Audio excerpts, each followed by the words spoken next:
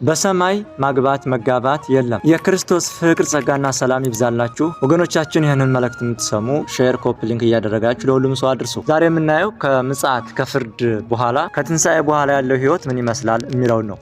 አንዳንድ ወገኖች ሰው ከሞተ በኋላ እነሆ ሚስት ያገባል፣ በሰማይ መጋባት አለ፣ እነሆ ድንግልናቸው የማይጠፉ ሴቶች አሉ የሚል ያጋንንት አስተምህሮ ያስተምራል እና በክርስትና ትምህርት እግዚአብሔርስ ምን ይላል የሚለው ነው ዛሬ የምናየው። የማቴዎስ ወንጌል ምዕራፍ 22ን ስናነብ ትንሣኤ ሙታን የለም የሚሉ ሰዱቃውያን ጌታችን ኢየሱስ ክርስቶስን ሄደው እንደጠየቁት ይነግረናል። በእኛ ዘንድ አንዲት ሴት ነበረች፣ እነሆ ባላገባች፣ የመጀመሪያ ባሏ ሞተ፣ ከዛም ሁለተኛ ገባች፣ ሶስተኛ፣ አራተኛ እያለች እስከ 7 ጊዜ አገባች፣ በመጨረሻም ሴቲቱ ሞተች። በትንሣኤ ጊዜ ከሰባቱ ማንኛቸው ናቸው የሚያገቧት ብለው ጠየቁት ማለት ነው። ጌታችን ኢየሱስ ክርስቶስም እንዲህ ብሎ መለሰላቸው። ኢየሱስም መልሶ እንዲህ አላቸው፣ መጽሐፍትንና የእግዚአብሔርን ኃይል አታውቁምና ትስታላችሁ። በትንሣኤስ እንደ እግዚአብሔር መላእክት በሰማይ ይሆናሉ እንጂ አያገቡም አይጋቡምም አላቸው። ክብርና ምስጋና ለእርሱ ይሁን። እኛ ክርስቲያኖች በኢየሱስ ክርስቶስ ለምናምን በክርስቶስ ደም ለተዋጀን በሰማይ እንደ ቅዱሳን መላእክት እንሆናለን። ከቅዱሳን መላእክት ጋር 1000 ዘመን ተፈጽሞ 1000 ዘመን እስኪተካ ድረስ እየዘመርን እግዚአብሔርን እናመሰግናለን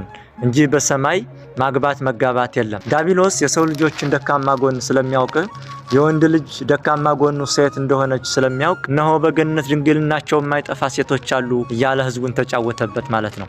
እግዚአብሔር ግን እንደዛ አይልም። ከሞትን በኋላ እኛ ከፍርድ ቀን በኋላ እንደ እግዚአብሔር መላእክት እግዚአብሔርን እያመሰገን እንዘምራለን። መጽሐፍ ቅዱስ እንዲህ ይላል። የቅዱስ ጳውሎስ መልእክት ወደ ዕብራውያን ሰዎች ምዕራፍ 12 ቁጥር 22 ላይ እንዲህ ይላል። ነገር ግን ወደ ጽዮን ተራራና ወደ ሕያው እግዚአብሔር ከተማ ደርሳችኋል፣ ወደ ሰማያዊቱም ኢየሩሳሌም በደስታም ወደ ተሰበሰቡት ወደ አእላፋት መላእክት በሰማያትም ወደ ተጻፉ ወደ በኩራት ማህበር የሁሉም ዳኛ ወደሚሆን ወደ እግዚአብሔር ፍጹማንም ወደ ሆኑት ወደ ጻድቃን መንፈሶች የአዲስ ኪዳን መካከለኛ ወደሚሆን ወደ ኢየሱስ ከአቤል ደም ይልቅ የሚሻለውን ወደሚናገር ወደ መርጨት ደም ደርሳችኋል ይላል። ስለዚህ እኛ ከሞትን በኋላ ወደ ሰማያዊት ኢየሩሳሌም በሰው ልብ ወዳልታሰበችውና በአይን ወዳልታየችው ወደ ሰማያዊት ኢየሩሳሌም ወደ እግዚአብሔር መንግስት እንገባለን። ራዕየ ዮሐንስ ምዕራፍ 7 ቁጥር 9 ላይ እንዲህ ይላል። ከዚህም በኋላ አየሁ፣ እነሆም አንድ ስንኳ ሊቆጥራቸው የማይችል ከህዝብና ከነገድ ከወገንም ከቋንቋም ሁሉ እጅግ ብዙ ሰዎች ነበሩ።